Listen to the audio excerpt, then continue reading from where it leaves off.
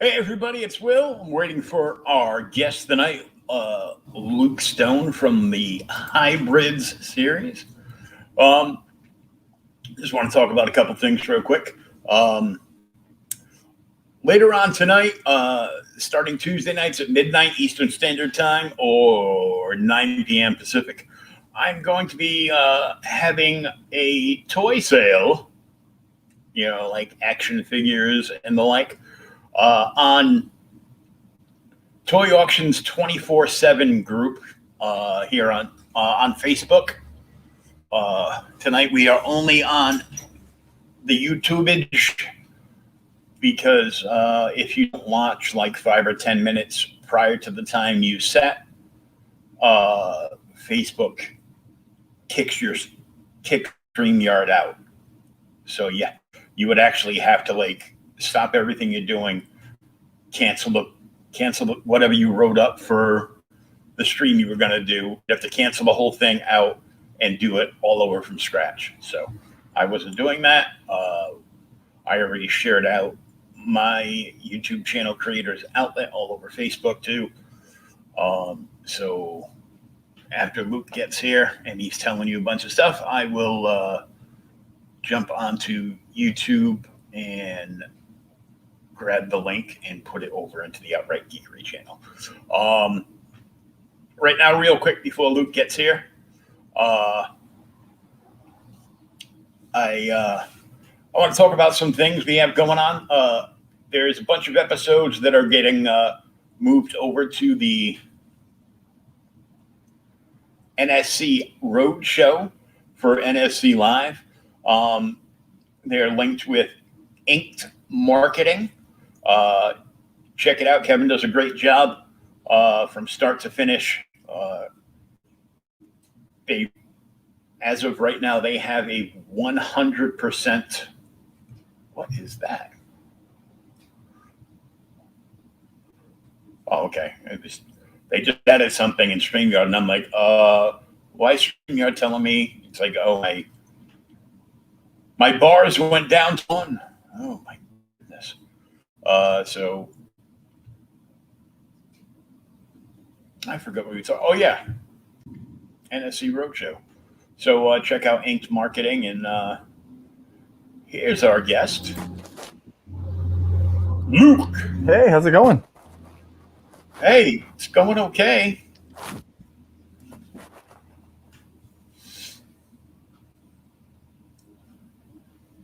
Are we live already? We're live already. Oh, wow, you didn't waste any time on that at all. No, I jumped in, but I jumped in live because the fake book already kicked out my stream because I didn't launch like 10 minutes ahead of time that I said I was going to go on. So they're like, nope, you'd have to rip it all down and start over. So instead, I'm going to just call up my YouTubeage page. Sweet. Hijack my link and copy and paste this link into the out.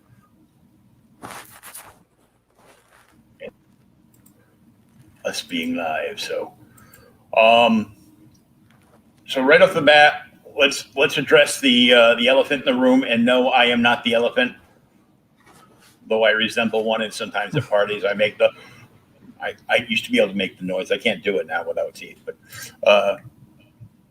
And you know, because I was shit talking you the other night, so I'm going to shit talk you again. Yeah. I'm used to that kind of stuff, though. So, the awesome black cover. Yeah. There's no ketchup tier No. with the black cover. No. Because that's a seriously limited cover. And We're only doing 100 of those, and so if I just make it available for everything, it loses its luster. So, yeah. Well, the ketchup is available for just about everything. Well, because that's a trade of everything that you've done so far, right? Yeah. Mm-hmm. So that's not a big deal, but I wanted the black cover in the ketchup book. I might be able to do something special for you. What the hell, dude? I might be able to do something special for you. Yeah, I know, but I'm broke now, so I went and looked at my account today. Go, oh yeah, my cell phone and my daughter's cell phone bill. Boom.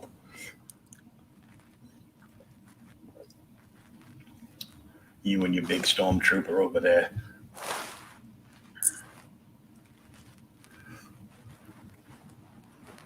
Yep, that's Bob. I like old Bob. Bob makes noises. So sometimes he says things too. Yeah, my Bob doesn't make noises, but he's from '89, so. Oh, that's cool. So how are we doing on stretch goals? We have hit our first stretch goal, so we have the patch that everyone's going to be getting, and then our next stretch goal is at 2,500, and it's going to be an additional trading card that everyone's going to get, but it will be a holofoil trading card.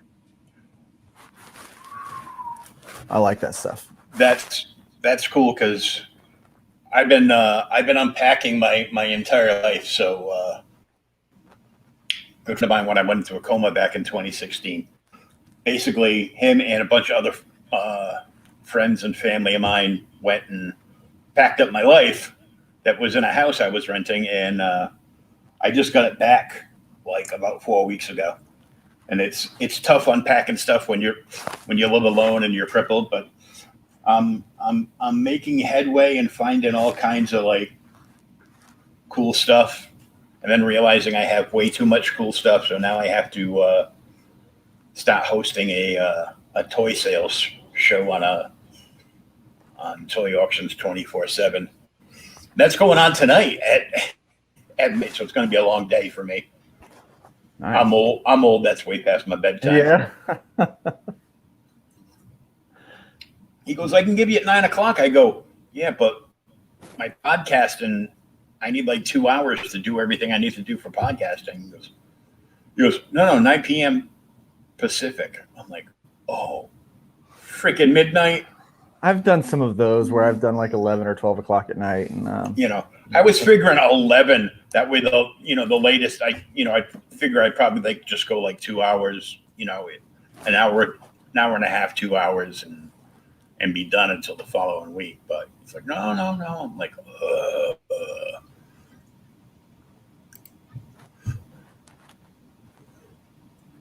So Das Killing Fields. Yeah, man, it is. It's part one, and so this could be a 4-part series. And issue 2 I'm working on now, or part 2 I'm working on now, and it is. I'm telling you, it's epic. This next one, so this is a 32-page self-cover, 28 pages of content in there. This next one is going to be a 40 or 44-page self-cover. So we're talking 36 to 40 pages of content. So it's gonna be epic. Well, that seems just like that's like that's a double issue right off. Yeah. The bat. So. Yeah. So that's pretty big. Yeah. Okay, I found us on the internet, so I can get that to where it was supposed to be. And I see you are also doing another thing, entering the continuum. Enter the Continuum, yeah. So with Terraform Comics, we're doing a.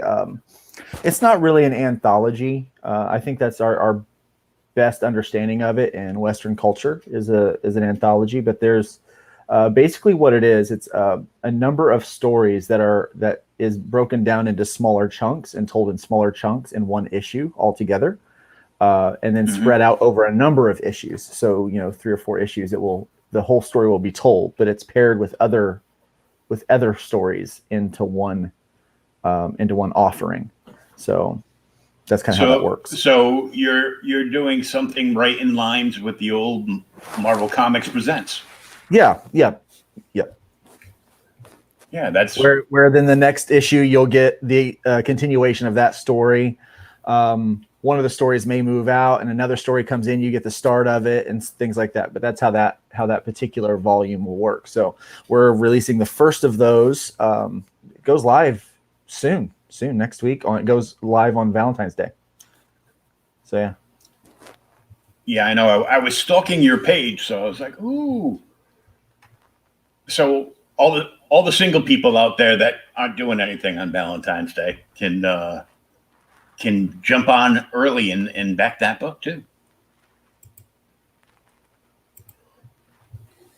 So tell us how this whole thing came about, because like this is your 5th crowdfunding on the hybrid series. Yeah, well, it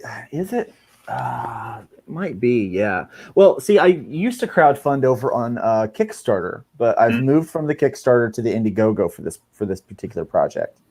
And so I had done where I did the Kickstarter and I also did Indiegogo. So I think I've done 5 campaigns total on Indiegogo, but I've done a ton of campaigns.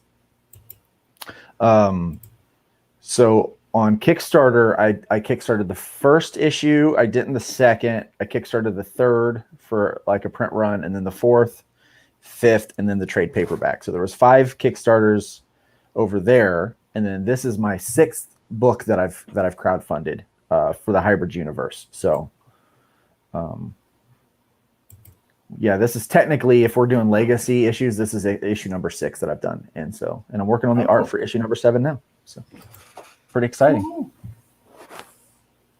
Yeah, it's gonna feel good when you pop on to check on, like, every morning after you grab a cup of coffee and you look up and it says like 166% of funding. Yeah, it is nice. I was very fortunate. Had a lot of great supporters come out on day one and go ahead and back this thing and get us over the funding goal of $1,200. The stretch goal, things have slowed down a little bit, but I think right now people are a little more leery of spending money. I think people have a little less money than they did 6 months ago. Yeah. And, gas prices are starting to go up, and there's some uncertainty about when stimulus checks will come out. And, there's just a lot of things that are kind of uncertain. So that's why I wanted to do a funding goal of $1,200. And I actually have it to where you can get this book shipped to your house for $12 if you're in the United States. So it's a $7 book and it's $5 shipping.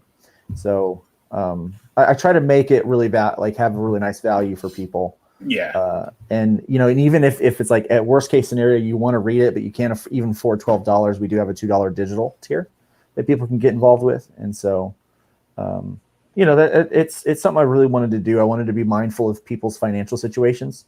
Mm-hmm. And give them options to be able to get involved and read the story at any level that they could afford.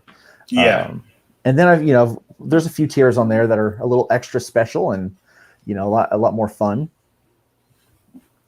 So, especially the black cover.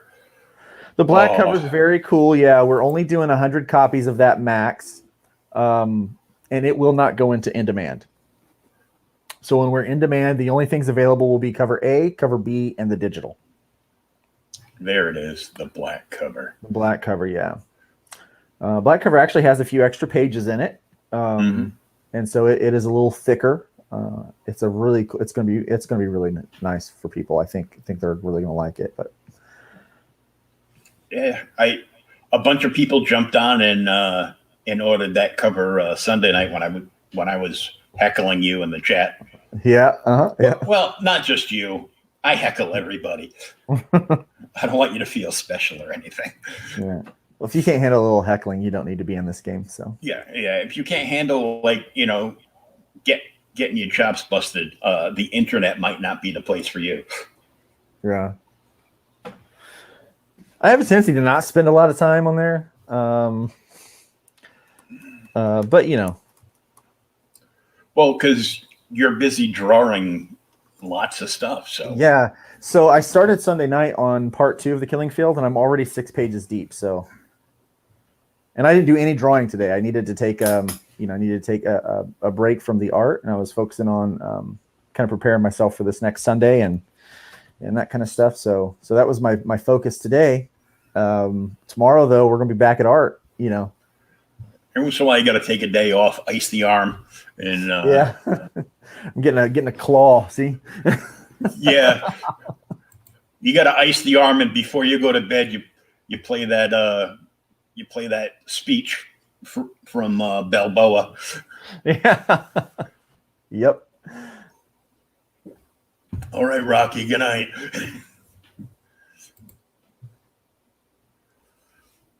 So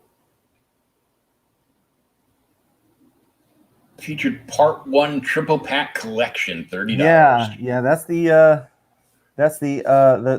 featured tier this time around. I change it occasionally, like every week or so. I'll change it, but right now that's the featured one because it does include the black cover. We've only got about 70 copies of that aren't spoken for yet, and so. Well, that's a good deal right there because that black cover is so pretty. You're gonna want to put it in a frame or something, or a top. You're gonna want to put that like in a top loader right away. Yeah, and that's why I didn't include the black cover with the catch-up, because the black cover is a collector's piece. It's really something that most people probably won't read. And for the catch-up, I wanted to put covers in that people would probably actually open up and read and check it out. So that's why I did that the way I did. But that is a great deal. So you're getting 3 books for $30, and keep in mind that the black cover is normally $15, and the variant cover by Nitho Diaz is $10. So right there's $25, and so you're actually getting the regular cover for $5 on that one. So that's like a $2 discount, which is almost the retail price that we give a retail the discount that we give the retail on that. So if you're checking this out, and everybody's going to want the black cover. Some people just want to read it and they just want, cover A or cover B, but the black cover is, the black cover is going to be the one that everybody's talking about when, we're on, chapter 37 of Hybrids. Yeah, hopefully. It's like, remember the black cover? Remember how awesome that was? Yeah. I hope to add a few more covers like that, that are exciting over the course of the campaign. But yeah, just to do something different. Yeah. You get the digital download for $2 for people that are strapped for cash, or possibly even people that are overseas and don't want to pay that $39.95 shipping fee there. Yeah, we really were thinking about them a lot in that decision, because we know how tough it can be to pay that. And right now, I think it's just $25.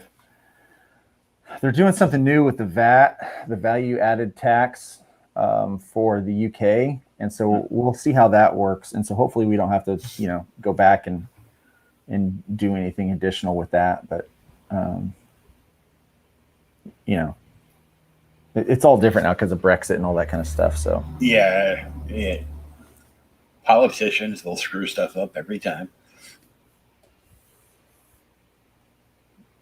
Cover A, $7. Got 8 of those claimed. mm-hmm. The Nitho Diaz cover. Well, 10. you know, yeah, and I'll just point out that like looking at what is claimed is not accurate because there are a couple of secret perks that people have gotten a hold of. And so there's actually more of a book claimed than what people can see. And then also it doesn't show what's claimed in the add-ons. So you know, we've had a number. Yeah. Yeah, we've had a number of add-ons. So we're gonna put these claim numbers here, but you can't tell how many are gone. Yeah, just of the ones that are listed is what you can actually see. So Yeah. that particular perk we've had. So you see this piece on the menu, that's how many are sold, and this piece, even though this piece is included in like a few other perks, but Yeah. and the black cover right now is on sale for 25% off. Mm-hmm. $15 instead of the regular 20. And you said you had about 70 of those left right now?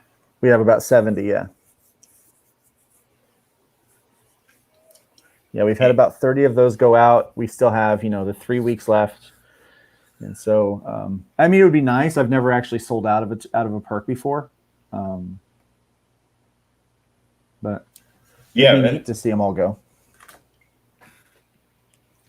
Then we have the bells and whistles. Yep. The book, a sketch card,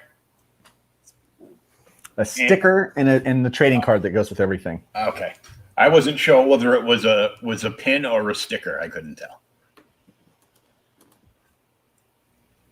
And then the variant pack for $25. Mm-hmm. Got Catch Up A or Catch Up Standard, which will be the standard cover for the trade and standard cover for part 1. Mm-hmm. Yep. The Bells and Whistles Plus is pretty good. You get all 3 covers. So basically it's the bells and whistles, but you also get cover B and C with those as well. Cool. Yeah. Oh, and a nicer, larger image of the sketch card so we can see Salul Sucker. Yeah, the trading card is pretty cool. Yeah. There's also a back that has stats on it. Oh, that's nice. Yeah, and the second trading card at the 2500, it's going to be that image above. That's going to be a trading card, and on the back is going to have stats for the character. So pretty cool. It's a special edition trading card for this campaign. I opened up a shoebox and I found a crap load of cards. Mm-hmm. I found some art cards. Like I found a set of Michael Whalen art cards, a set of Olivia art cards. Those are always fun to find. Like the old Star Wars CCG cards from Decipher from eons ago. And like various packs of like art cards, like Royo cards and Rowena cards, stuff like that, which is always cool to like, you know, just label it random box, stick it in the closet and pull it out like every 5 years. Yeah. Oh yeah. Yeah, it is kind of neat it's like little treasures, little tokens that you can look back on. Yeah. I also found a pack of the inaugural Marvel 1995 metal cards. So I thought they were actually metal cards, and then I opened it and I go, oh, this was people getting suckered in. They're not real metal. They're not actual metal cards. They're, Yeah. They're pre-90s gimmick covers. So they're like all foil. They're very shiny and very pretty, and I'm like, ooh. Variant catch-up with trade paperback. Mm-hmm. Yeah, so you get the variant cover of the trade paperback and the variant cover of part 1. So And did you do both those covers? no, I didn't do either one of those covers. First cover is Kanan White, and the second one is Nitho Diaz. Oh, cool. I did the I always do the standard cover, so I'll do a standard cover, and then my next cover will be another artist that I'll hire, and then the third cover is either, it depends. It might be another artist, might be me or whatever. So in this case, I did the art for the black cover. Then we have the dad pack. The dad pack, yeah, you get that really cool dad hat. It's an all cloth hat with some distress already done on the bill, and you get cover A, cover B, and the chibi sticker. Chibi stickers are like ridiculously popular right now. Oh yeah. Cover B, nice. And the drawn in tier, get drawn into part 2 of the Killing Fields. Mm-hmm. Yep, this is really cool. The last page of the book is there's going to be they're in this kind of like dark temple, and there is some evil monks that kind of come out, and you can get drawn in as one of the evil monks. See, I like that already. Yeah.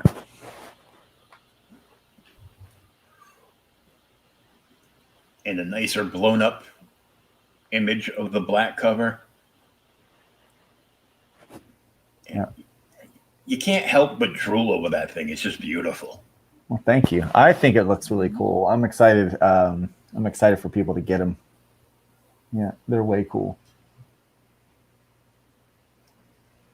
In the swag pack.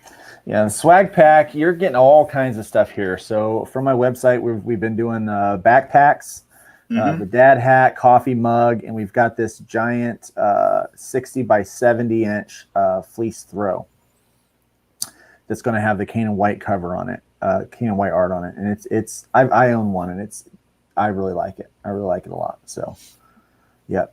And you get cover A, cover B, the chibi sticker, the trading card, and the sketch card. So, yeah, I've got like way too many throw blankets. You can never have enough. Maybe because it's bad enough that I'm in a wheelchair all the time. But when I go to my recliner, the first thing I do when I sit down is reach over to the side and grab whatever blanket of the week I have out here, and I got like 7 of them. I'm a big Boston Bruins fan since I was a little kid, so I've had like 3 or 4 different Bruins blankets, like various fleeces with team images or whatever on them, and every single one of them has disappeared to my daughter's room.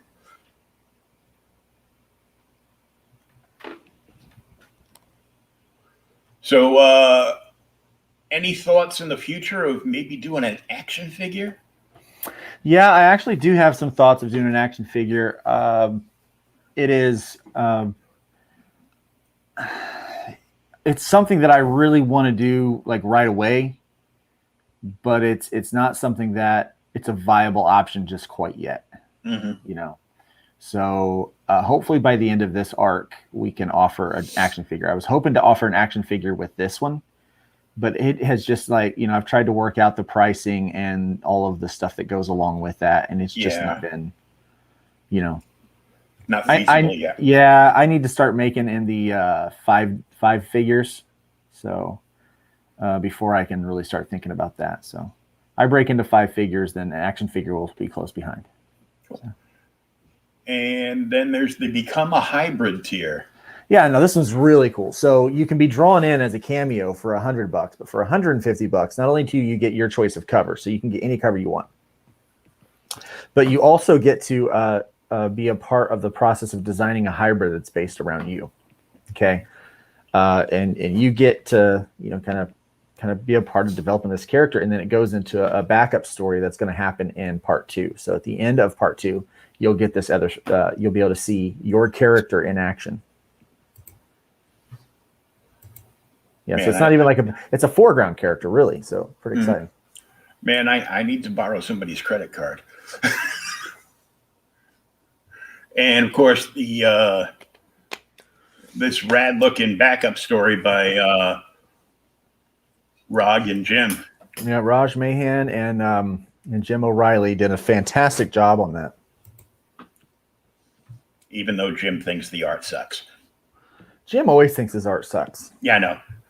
I every time he's on, it's like, oh, this is just terrible. I go, well, Pops has my address. You can just send me all the terrible art.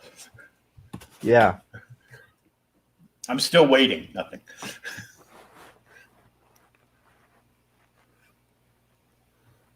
Red Cape. Yes. So we introduce another threat into this universe, and it is the Red Cape. So in the backup story, we're going to learn even more about Red Cape. Mm-hmm. But this particular, without giving away any without any spoilers, that's what this scene is talking about, is the Red Cape.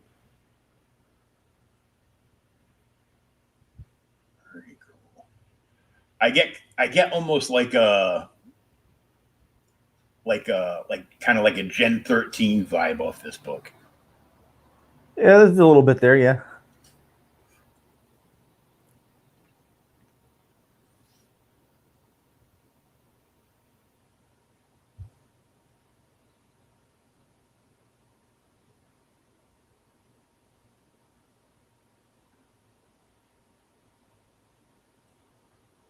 The Game Master. Yeah, the Game Master is always in control.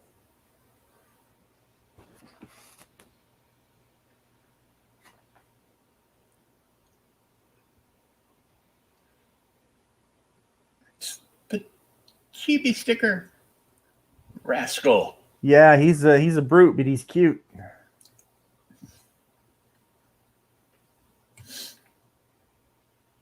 It's like you just got taken out by an Ewok Wookiee hybrid.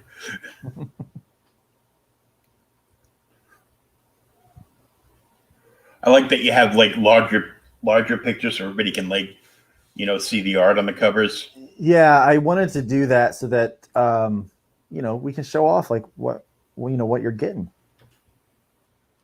Get a better look at it than is usually presented. Yeah.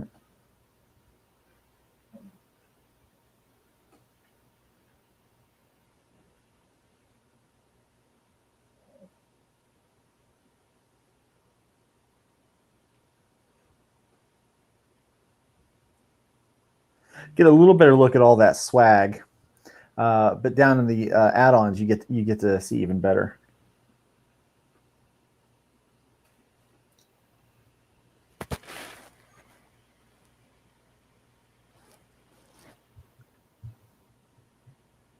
Coffee mug. Love me some coffee mugs.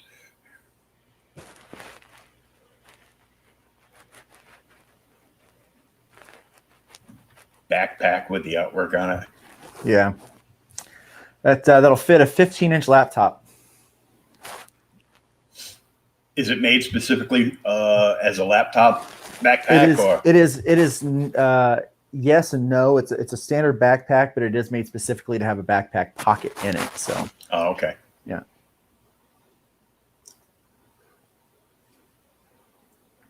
And that's a huge comfy blanket. Comfy blanket. Yeah. So if you have to if you have to convince your wife because you want to spend the scratch for the big perky perkness, they should be like, but it comes with a comfy blanket and a backpack and a new coffee mug for you. And everything, of course, is shipped in Gemini mailers. Yep.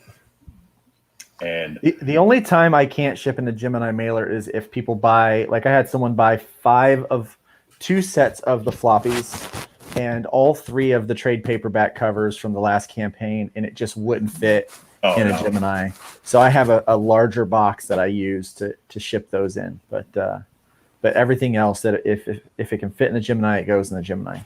I think I'm more impressed for the fact that you have Terraform Comics tape to seal all your packages with? Well, I'd seen a couple other people, do branded tape, and I really, we had done branded stickers before and stuck them on the boxes in the past. But for Terraform, I wanted to go ahead and put those out there. It's kind of a cool thing when you see that box come in the mail and you see that bright sticker, and you know what it is, you know where it's coming from. So yeah, well, anytime any of us see a Gemini mailer, we know we're getting comics. Yeah. But then we have to look at the return address and try to figure out from there who that might be. Yeah. But you see this, they know they're getting something from you. Yeah. And I mean, it really jazzes up the package. It does. Not just some boring brown box. Yeah. Now, they know exactly what they're getting. And, there's going to be I'd be afraid to open it now. I'm like, but the tape's so cool. I don't know if I want to open it.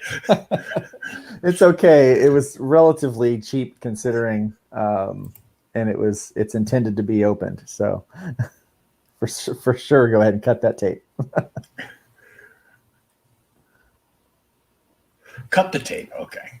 Cut the tape. Yeah. It's safe to cut the tape.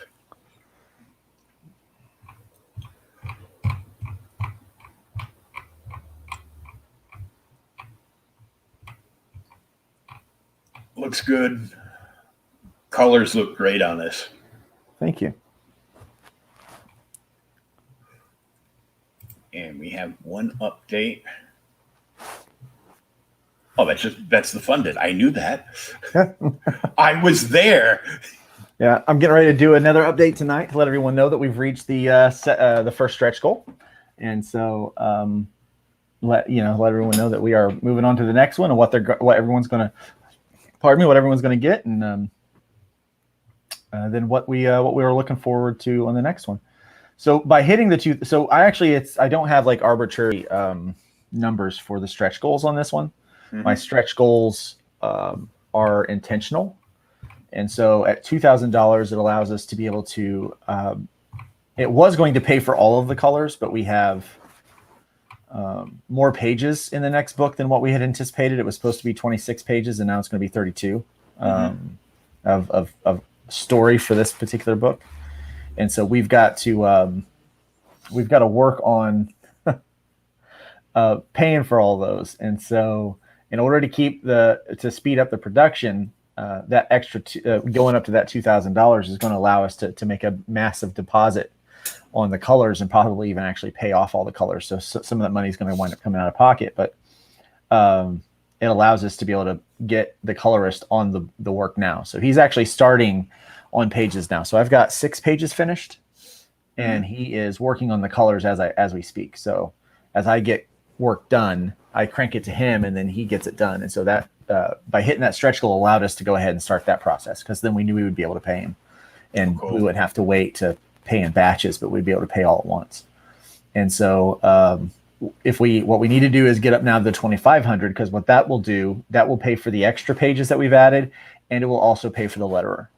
And so that's what we're looking forward to there.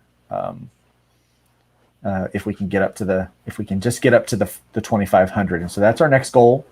And hopefully it's something that we can achieve within the next 3 weeks. And so, plenty of time. Yeah, plenty of time to get there. And then we have another stretch goal after that. I don't like to throw out the dollar amounts, but I will say the next stretch goal, what you get. So this next one, you get the trading card, and there's one after that, and you get a poster. And so we actually include a poster. And then I do have one more stretch goal after that planned, but I don't have it listed, and that is going to be another patch. We're going to do another patch with the campaign. So cool. And that one's going to be more, we're going to take one of the chibi stickers, and we're going to have that digitized and put into a patch. So we're looking forward to that one. Very cool. Yeah. So I started doing this because I like to get other creators supporting other creators. Mm-hmm. So I'm going to ask you if you can recommend, besides your book, since we know you recommend your book because course, right? because if not, we're barking up the wrong tree, I guess. Yeah, right. If there's another indie comic that you've read or you've seen on crowdfunding that you're excited for, or that you've read recently that Sure, you really liked. there's a couple. I mostly read indie comics. I don't buy a lot of mainstream comics these days. Anything from the big two just doesn't happen. Most of what I get now is from indie creators, and there's so many good ones. And I would say to get Voodoo Nation, but I'm on that book too. So I'm trying to think of something that I'm not a part of. Anthony Figueroa, I just got his book in the mail today, God's Hand, and the art is gorgeous. The book looks gorgeous, and I can't wait to break into that. I've read a couple pages already. It just looks tremendous. And so I would definitely say check his work out. There's a guy named Justin Dutton who's got a book called Unstitched. It's an all ages. Well, I call it an all ages reader. It's really for probably ages like 7 to 12. And it's a kind of a Tim Burton-esque horror kids tale that I like a lot. And I would suggest that you check that out. It's called Unstitched. And then let me see, what else have I read lately that I really got into? I'm drawing a blank. But those are two that I would say. Yeah. I would say definitely go check those out. And the new project that's about to launch, can you tell us a little more about that? Enter the Continuum. Yes. Yeah. So I'm going to have a story in there with Rob Anderson. It's called Wolf, the Wolf, and it's going to be Wolf and Fox as our two characters that are going to be in that story. It is about a superhero team they're recently divorced, and yet they still have to fight together for the good of the city. And so that's going to be a really cool story that we're doing. We've got a great story called Eclipse that's in there by Bobby Gregory, and Mike Seeley is doing that one. Mm-hmm. And then C. Michael Lanning has a story that's in there called Reapers, which is really cool. It's like a rockabilly thing, and it's just like a rockabilly punk deal. It's really cool. The aesthetic is neat, the art is neat, the story is neat, and that's kind of that's something you're definitely going to want to check out. And then we've got pages in there from Austin Janowski, who does a tremendous job with his creations, and he's got a book with us called Dawn of the Dead, and so you'll get a preview of his book in there, and then you'll also get a few pages of Russ Leach's Only Death Can Save Us. So so we've got a pretty awesome offering that's going to be in that book. You're definitely going to want to check that out. And hey, Raging, how's it going? But yeah, it's going to be good. It's going to be a good time. So again, yeah, I like those multi-part stories, like the old, like I said earlier, with the old like Marvel Comics Presents. Yeah, because it's it's almost like you just bought 3 to 5 different comics, so you get a little bit of everything.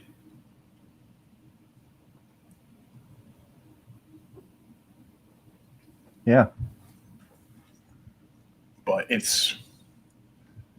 sounds like a lot of fun. It's definitely something I'm probably going to want to check out. Yeah, I've been sharing the links and stuff to go sign up for notifications when it launches. But yeah, it's definitely going to be a fun one. Some good stuff in there in this book. And then we've got a lot of stuff planned for the next one that's not even in this one, but yeah. Oh, cool. I'm just sharing out the links for Hybrids: The Killing Field Part 1 on my personal Facebook page and the Tweetiverse. I try not to spend too much time on Twitter. Yeah. I post and then run away before, I'm attacked by somebody.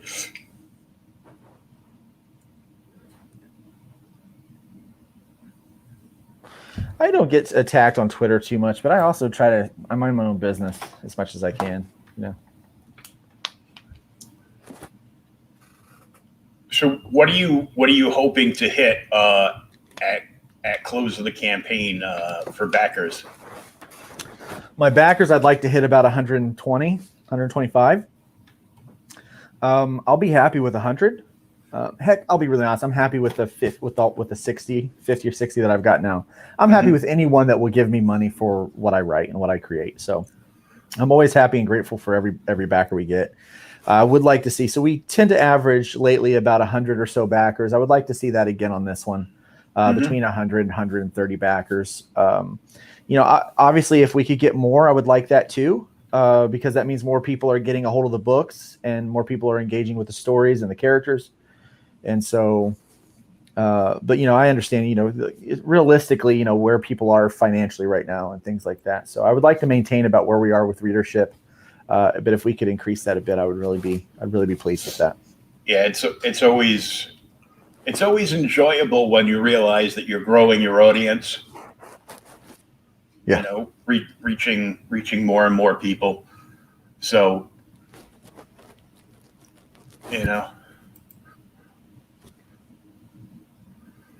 Yeah, I try my best.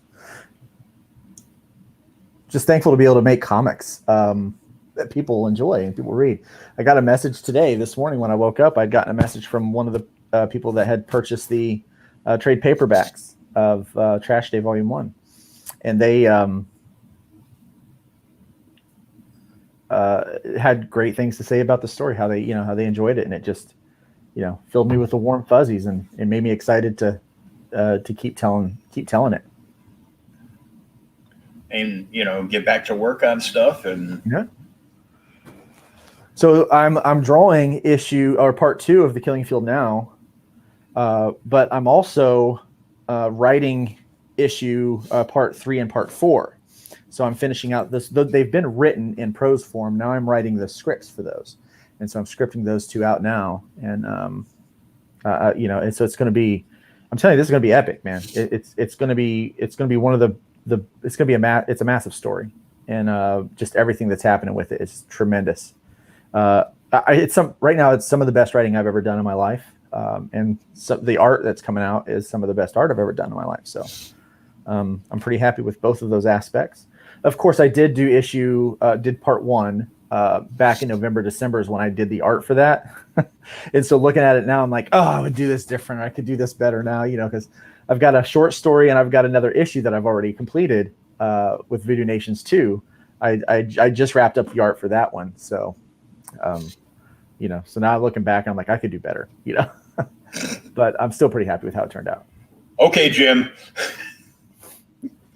I don't like how this looks. Yeah. I'm going to race and start all over. Yeah. Raging, I love that you like that first arc. You want to know how dark we're going. It's called The Killing Field. Okay. There's going to be some killing.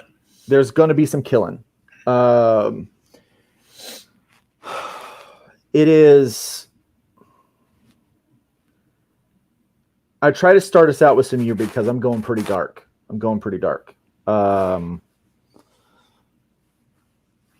Yeah. It's going to be brutal. So if you thought the first arc lacked action in any way, shape, or form at all, you will not feel that way about this arc, because the first issue is just kind of this part 1 is just kind of the introductory, and it still has action in it, but it kind of lays the foundation for some of our characters' relationships. It also gives us the little bit of character development in there.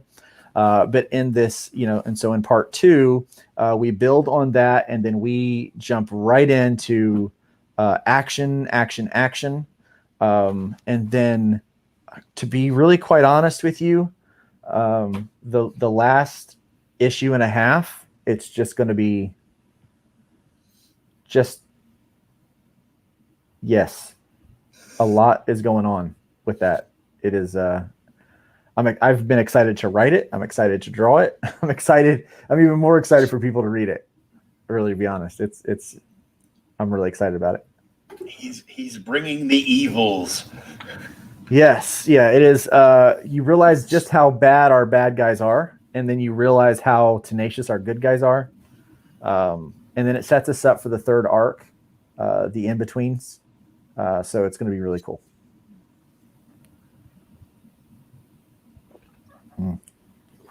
Dark enough that maybe some of the OG doesn't make it. Yes. Ooh. Yes. And the ones that do will forever be scarred.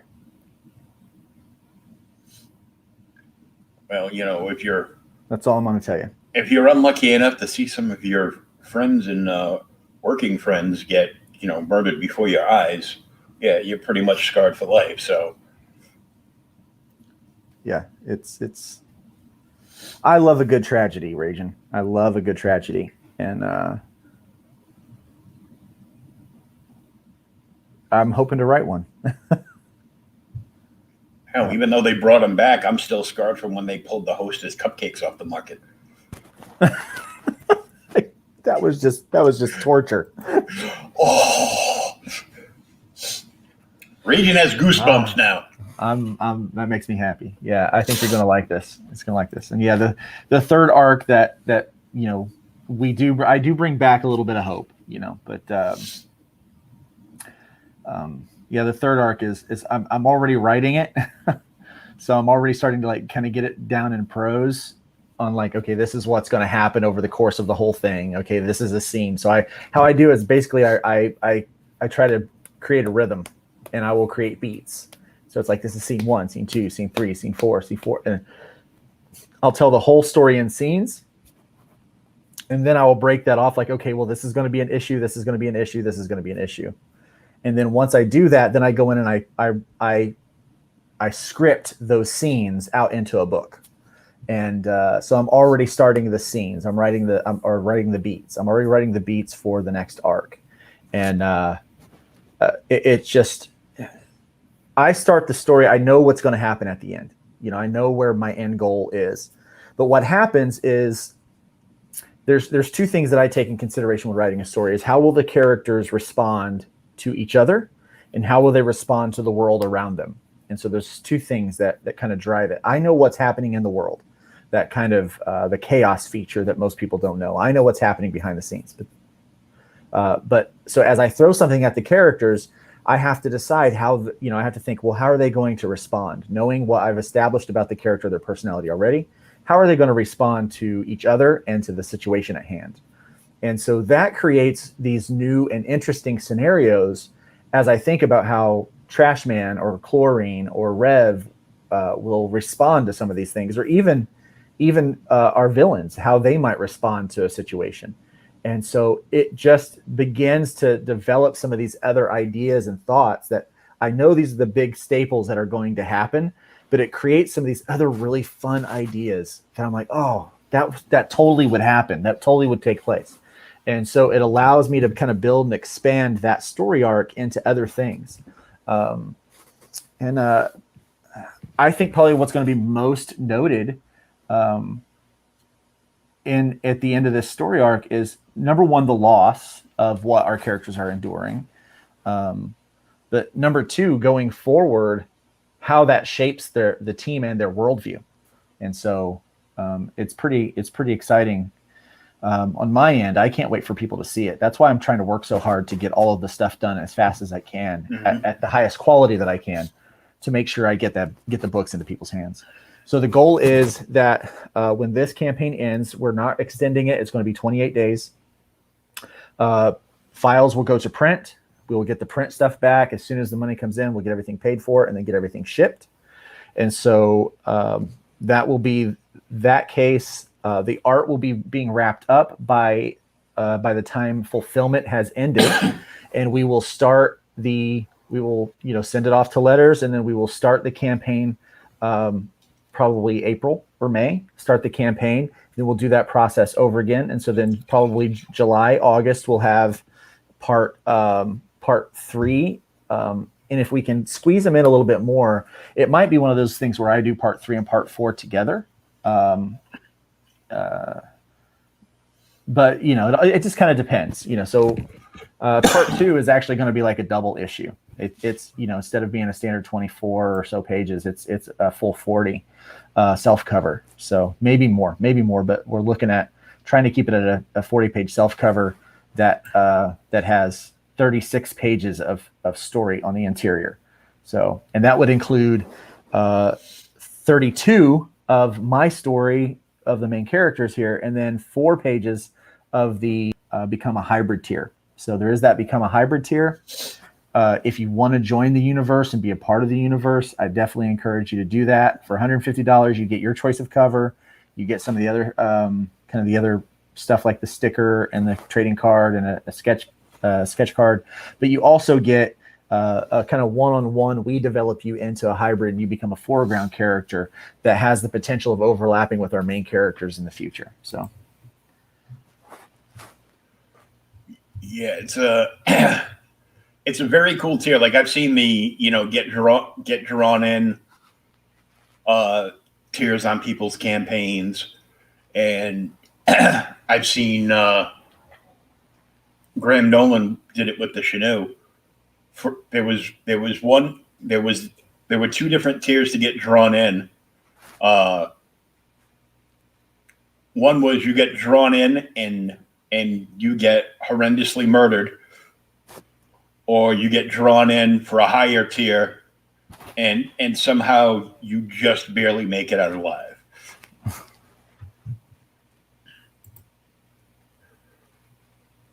But he also made his $10 tier into buy Graham a beer, so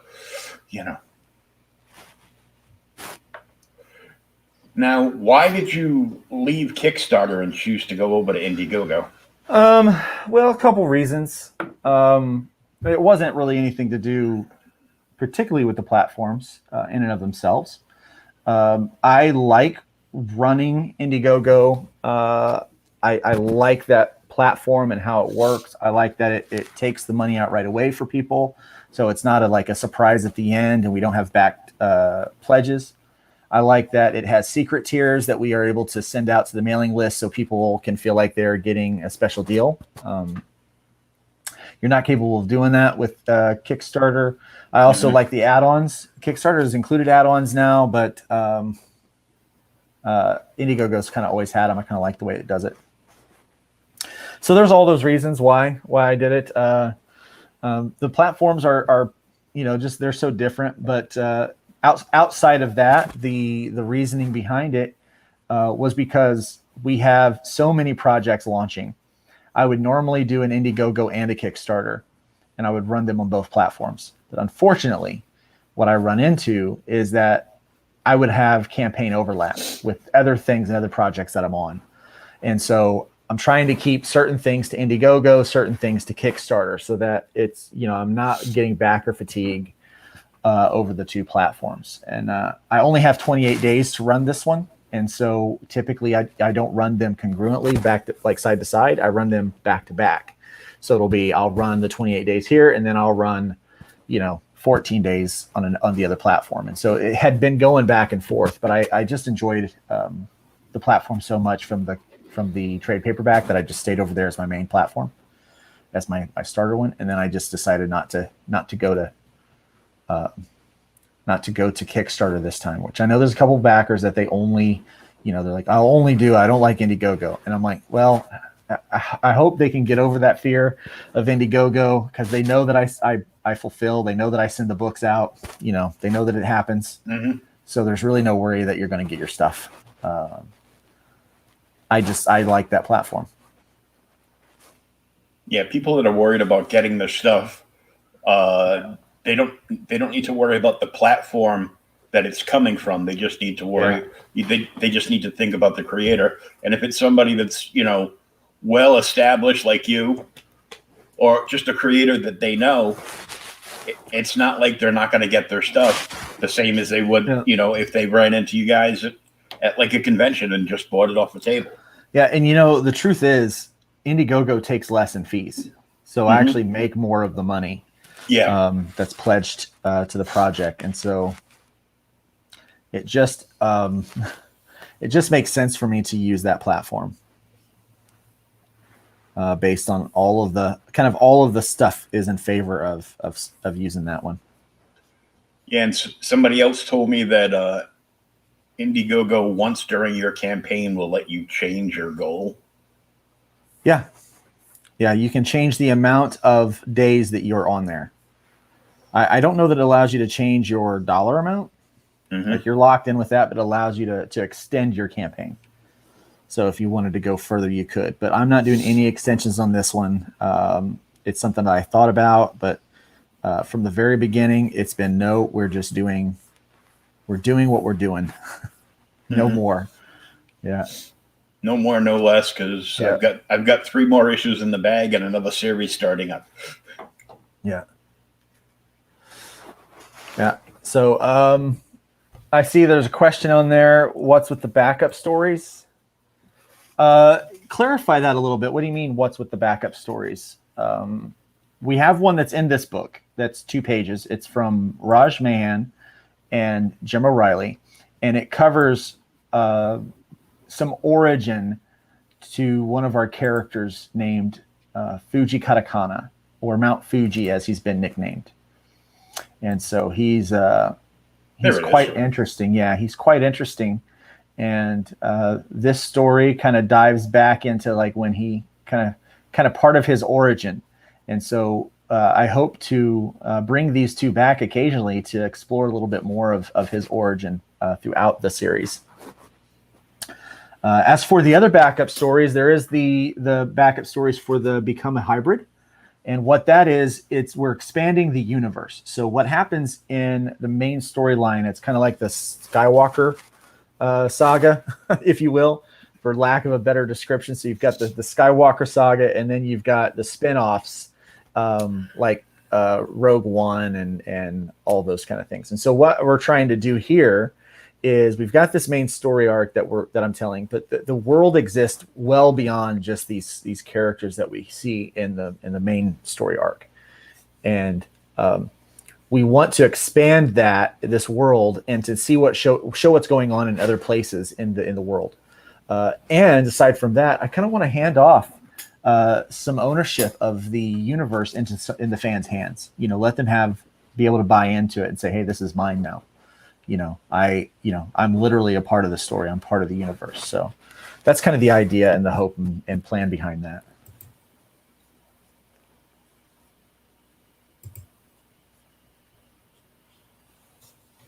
Oh, he said the 2-page stories, and you just explained that. So. Yep.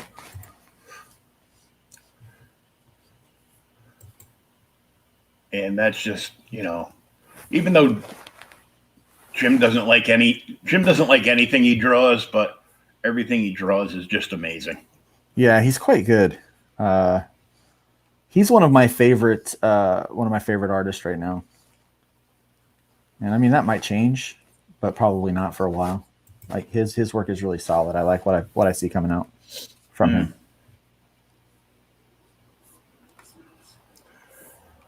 And how's the reception with retailers? Retailers, we're doing pretty good. We've got a couple of local places that we are able to do a lot of work with, and I'm so very thankful for them. I do offer a very steep discount for retailers. And so if people are, if they have a brick and mortar and they want to carry this book, they're indie friendly, then we give a 45 to 55% discount, which is a really hard thing for most indies to do, but we've been able to work out our pricing structure in order to do that. So I've been working well with retailers, and I love going to the brick and mortars and setting up and doing signings and getting my books in those places. Yeah, because I've seen other books that you're involved in popping up on live shows over at Space Cadets in Texas, and I try to be involved in a lot. Yeah, I really like the guys at the Collective. They have been a tremendous support for all the projects that I've been on. Actually, I can't think of a single one that they haven't been super supportive on.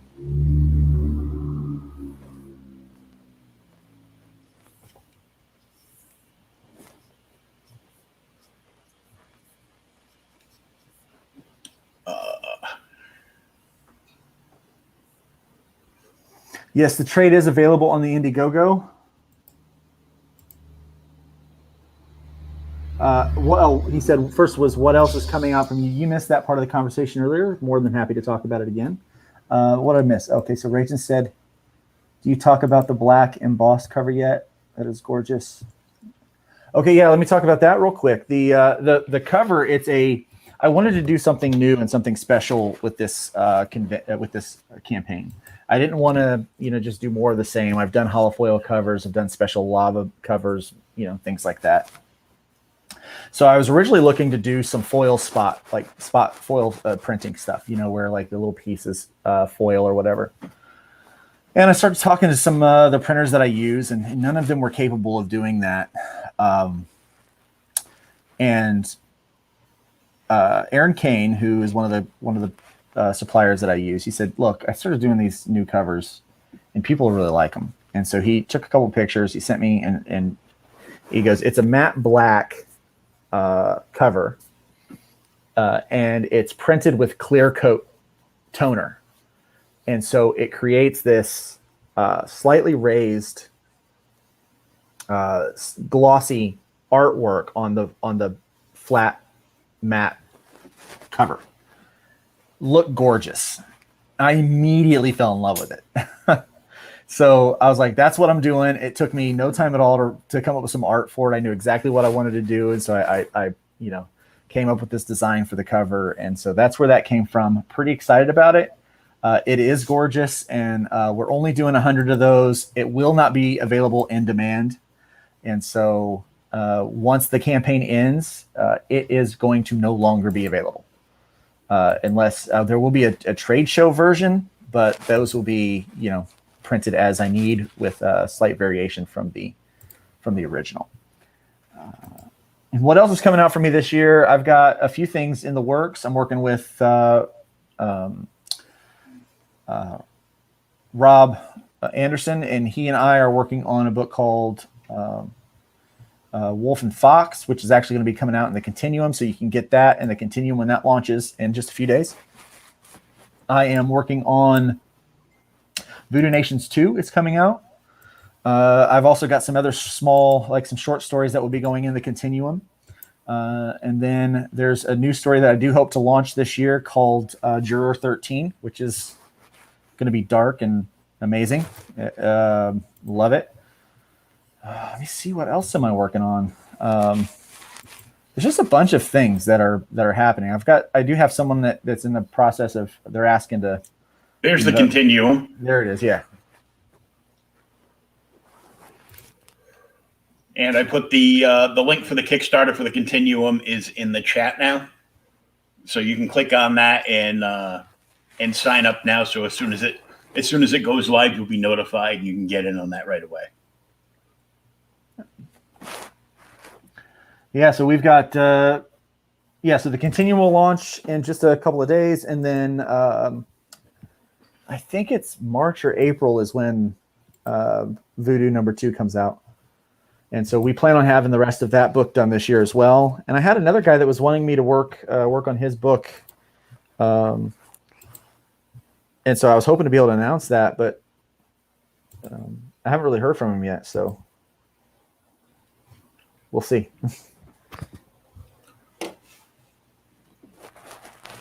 For now, details to be announced. Yes.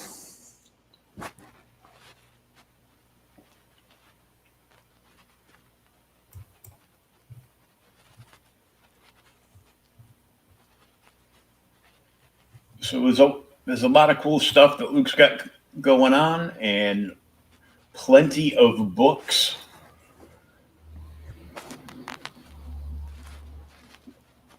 Plenty of books. Some days his drawing on thinks maybe a little too many books, but so well, you gotta take that day off and ice up the arm, Yeah. Yeah. I don't know if there's this thing as too many books. I don't think so. Yeah. I'm really taking this this year, and I'm trying to draw like it's my last year of existence, basically. It's like try to get as much done as I possibly can. I watched that movie on Disney Plus, that Hamilton show, and it kind of spoke to me when they kept talking about he's writing like it's like he's running out of time, and I'm like, yeah, I need to do that. Like that's what I need to do. I just need to write and draw. Like I am completely running out of time to get it done, and so that has been my goal and how I've been approaching this year, and how I plan to continue to approach this year. Just moving forward is just to keep working. So like even now, like when we're talking, you might see me pick up a pencil, and I'm doing some drawing. I'm doing a little art, getting a page done for this new hybrid story. And you know what? Here's what I'll do. I'll go ahead and I'll share it. So anyone who watches it, maybe they can see. I can show them what I've got going. See what you're doing. Yeah, kind of be the staple for the show, like kind of the thing I'm able to show off.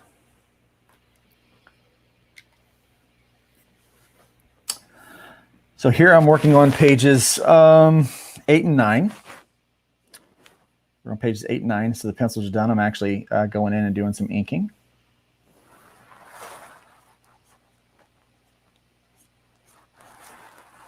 This is a new character that is, he was introduced in issue 5, but not really to the degree that he is in this arc. So he's actually kind of become part of our villains team here. And so we get to work on that. His name is Ophidian. He's kind of a dastardly dude. And he and Rascal, our other villain over here, they don't quite see eye to eye on things.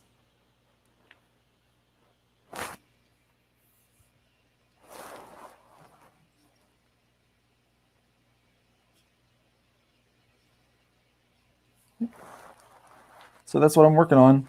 We've got this kind of little chase scene that's happening here. So our villains here are chasing down a new hybrid, and we also introduce a new hybrid in this situation. And he's running away from them. They're having a little back and forth. Ship is chasing him down. He's ran into some trees, but they're able to follow him through to the other side of the trees. So that's kind of what's going on with that. That's what I'm working on. All right. I see they ask, who's my favorite hybrid character and why? Danny. Danny's my favorite hybrid character, and it's because Danny is a real person. Danny's not he's not made up. So I'll just pull that page up here. I got some art here with page here with Danny. Finished this page today, or yesterday, I mean. So Danny is a real guy. When I was writing the story, I realized there was an element missing. And that element was that we kind of needed that guide by the side character, the lovable dude that didn't pull any punches, but kind of acted as kind of this kind of the father figure of the group. And I had this guy in my life. I'd been serving with him at our church. And I said, Danny, I kind of need you in the book. Do you mind if I write you in? I'm not sure how big of a part it's going to be, but I would like to write you into the story. And he agreed. And Danny is now my favorite character. And he works great in the story. And what's funny is he's become a lot of people's favorite character. So not just mine, but there's a good solid number of people that absolutely love the Danny character.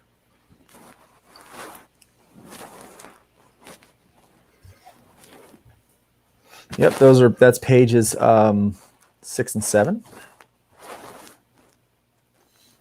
So he's not just a character; he's what grounds the story.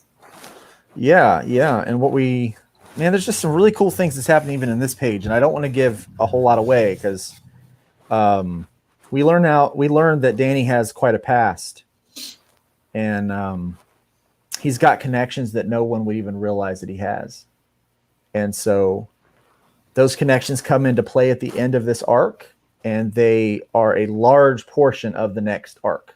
So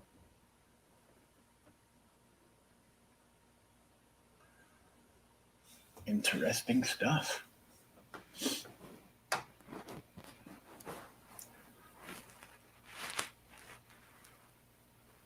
Hey, any book with a chase scene in it, I'm down. Yeah. Because why do you like chase scenes? I go, because it brings me back to being a little kid watching the Dukes of Hazzard.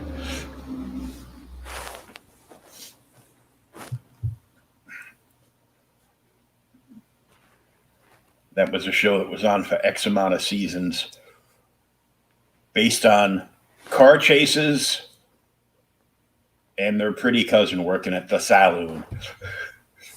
So, yeah.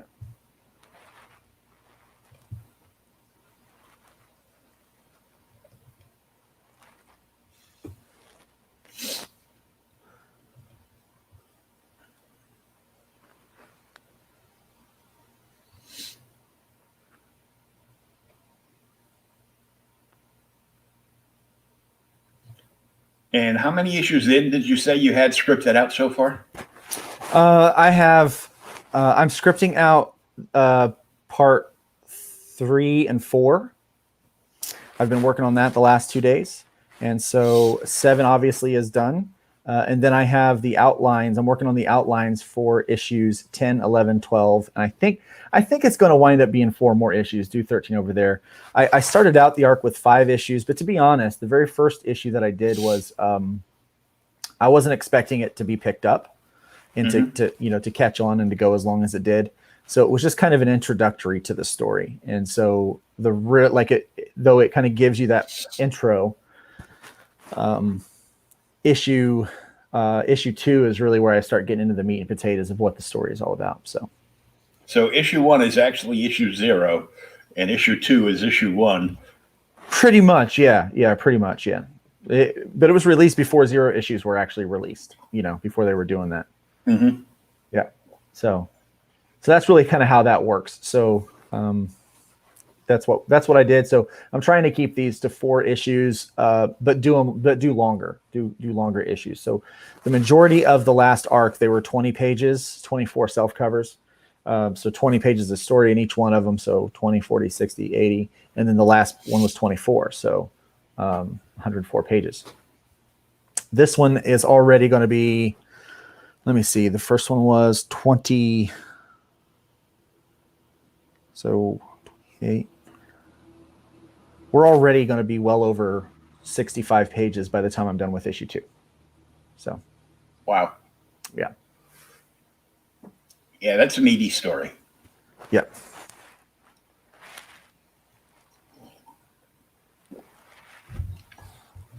So, I mean, that's not bad at all. You're going to have, anywhere from 104 to 140 plus pages of story for each arc.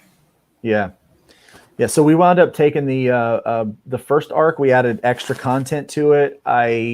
When I start an arc, I try to start creating some of the backstory. Like some of the behind the scenes commentary that I like to add, and I like to add all those things into the trade paperbacks. And so, working on those things already, it will be at least 140, if not more, pages. The next arc the trade paperback will. So.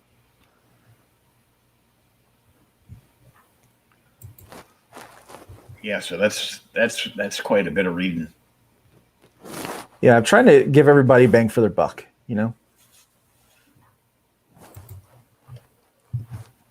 Oh yeah, most definitely. Yeah. Well, it's a great looking book, and of course, the black cover makes it even better looking. And you too can have the black cover. You too can have it. It's on sale, and it's in the featured tier currently.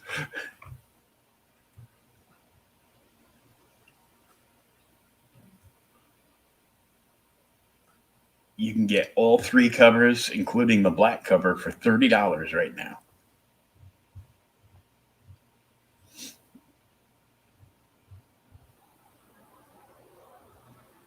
Yeah, we're just $500 away from the next stretch goal. So we'll add a trading card into the package, a holofoil trading card.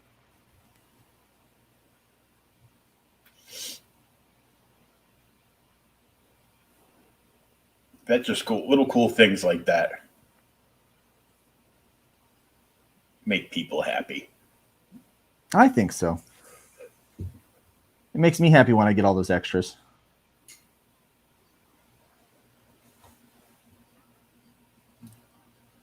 I like getting like a handful of extras.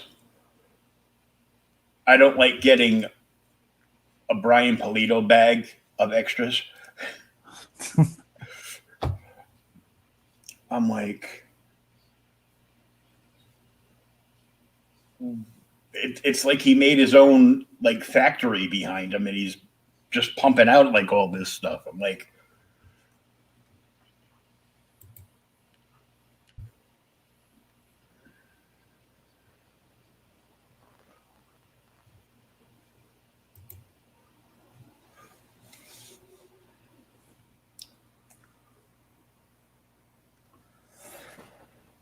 when you say you want to add other creators, okay, I guess I don't understand that question. When you say you want to add other creators, would you do crossovers with them?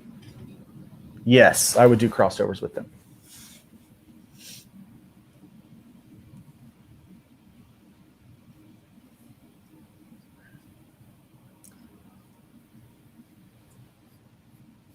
Yeah, I'm always happy to share kind of the toys in the sandbox with people. And then I'm always happy to go into other people's sandboxes and help them out too. And I like to do crossover books, which just reminded me, I'm working with another creator to do a crossover book here after this art is finished. So once I finish this issue, I will work on another one that will feature one of my characters and one of their characters. So pretty excited about that one. It should be pretty fun and should go over well. Yeah, that's always cool because it's like a totally different feel you get for the project. Yeah.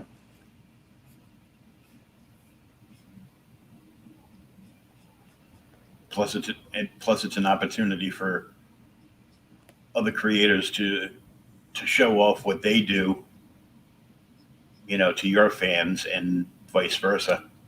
Yeah.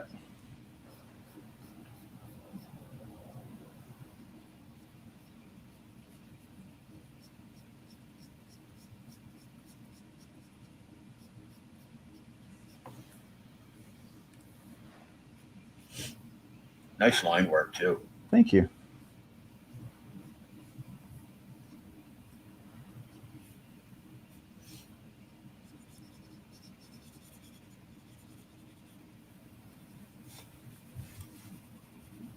Takes a lot of time and expense and effort to create a comic book. Oh yeah. But I feel like the end result is definitely worth it. Yeah, it's something you're passionate about, and you know you can't wait to hear what people think about it when once you're done. Yeah, I don't think I'm ever going to be happy with my, looking back and like seeing my art or whatever and be happy with that aspect of what I've done. Mm-hmm. But I am happy when people are able to, come back and say, oh, I really like what you did here with the story. I really like this part and those kind of things like that. It really fuels the desire to continue to create and to write.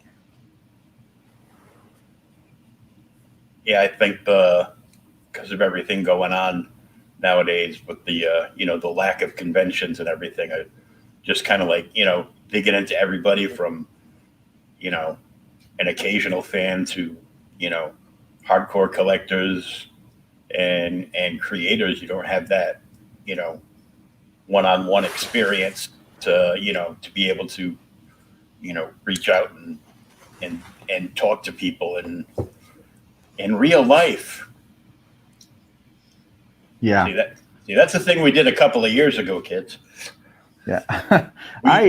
We used to go out in public with lots of other people and jam into convention halls and hotels and just hang out with a whole bunch of other people that love comic books. And Yeah, I miss all that. I'm looking forward to it. I think it'll come. I think we'll get a bit of that back this year. And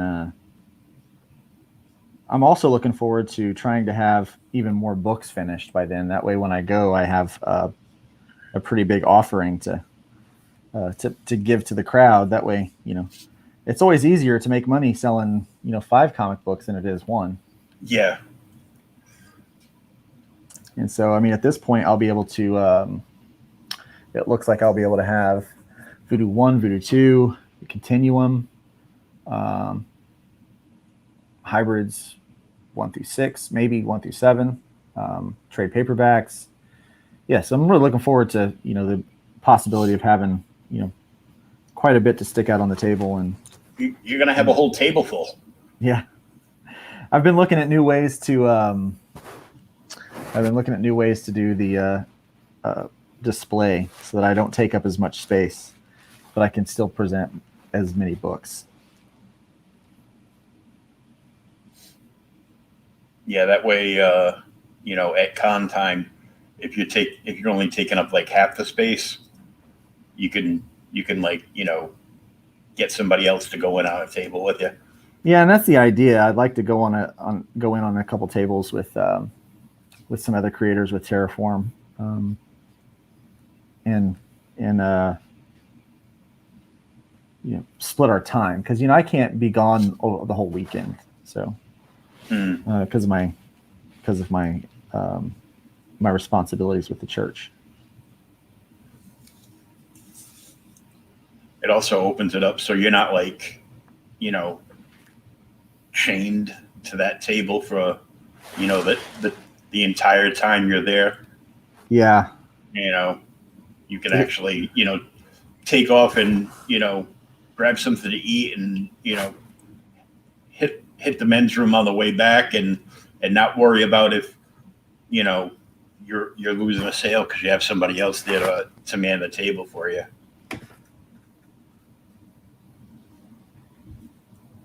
Plus, you get to have a couple of minutes to walk around to see what else is going on and what other people might have with them. Well, Will, I'm getting a important call. Okay, well, we'll cut it here. I'll wrap up, and we hope to see you very soon with more news. I know we'll be hearing about Continuum in a couple of days. Yeah, absolutely, and I'll be sure to be posting those things and letting everybody know about it. Thanks so much for the time and hanging out and talking and talking about the project and other stuff. Looking forward to sharing more in the future. Thanks. We look forward to seeing more, and thanks for sharing some art you're working on too. That was pretty cool. Yep. All right. Have a good one, man. Have a great night. All right. Bye. Bye-bye. All right, everybody. That was Luke Stone. He had to take off on an important phone call, but we've been going like a little longer than normal. But I also wanted to give a big shout out to an indie comic series that I am a huge fan of, and he's been on the show multiple times. And he had a fan made him a very cool trailer for the comic book series, The Listener. And I just wanted to pop that up and let everybody check that out in case they missed it on a prior episode that Dustin Burnell was on.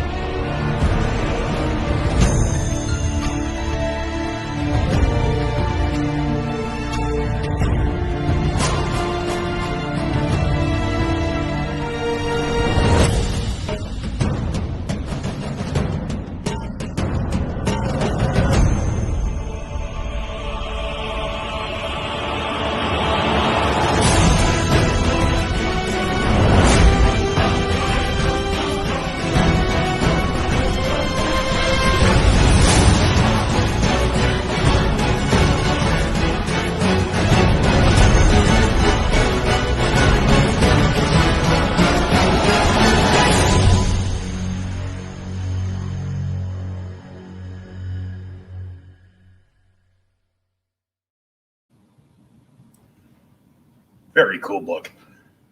So we have all of the in the chat. At the very top of the chat, you have Luke's Hybrids, The Killing Fields link. There's the black cover right there. And let me zoom up to the top. You still got 19 days left, 59 backers, and they're only $500 away from the next stretch goal. So for now, for us here at Creators Outlet, we're going to sign off. If you're a toy fan, I will be in about a little less than 3 hours. I will be in the private group Toy Auctions 24/7, selling a bunch of toys, collectibles, action figures, and anything else I can get my hands on over here tonight. And that'll be going on for a couple of hours. That'll be East Coast time. It's midnight. Pacific Standard Time. It will be 9 p.m. So until next time, thank you very much for joining us, and peace, love, and